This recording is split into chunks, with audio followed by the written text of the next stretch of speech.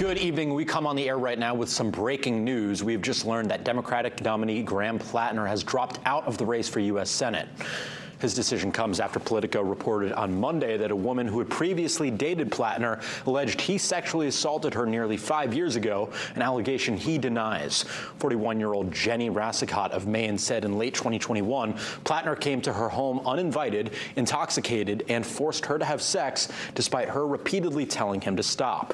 Then on Tuesday, Lindsay Fifield, one of Platner's ex-girlfriends who alleged violent behavior in a New York Times article released more than a month ago, came forward to add her story, saying Platner removed condoms during sex without her knowledge. Platner denied all of these allegations. In light of these allegations, a lot of prominent Democrats who once supported Platner and his campaign dropped their endorsement. Platner put out a video tonight. Here's a little of what he had to say.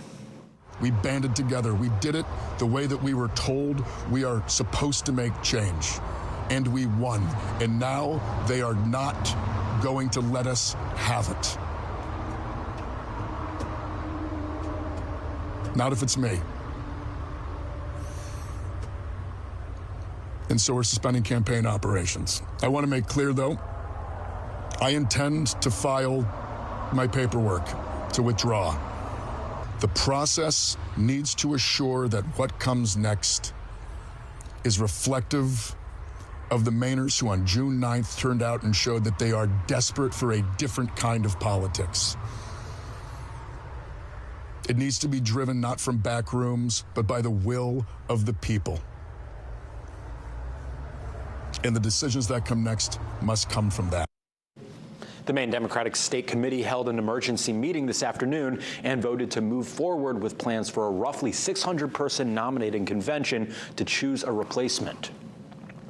The Republican National Committee releasing a statement regarding the end of Platner's Senate bid, saying in part, quote, every Democrat that endorsed Graham Platner endorsed a rapist, and every Democrat that stayed silent was complicit. Democrats rolled in the mud with Platner, and now they are completely stained by their association with this sick monster. In late June, a Fox News poll showed Republican Senator Susan Collins with a 3-point lead over Platner, 50 to 47%. Maine Democrats now have until July 27th to select their new nominee, who will take on Collins in the November election. We will have more on this developing story coming up on WABI News at 10 and 11.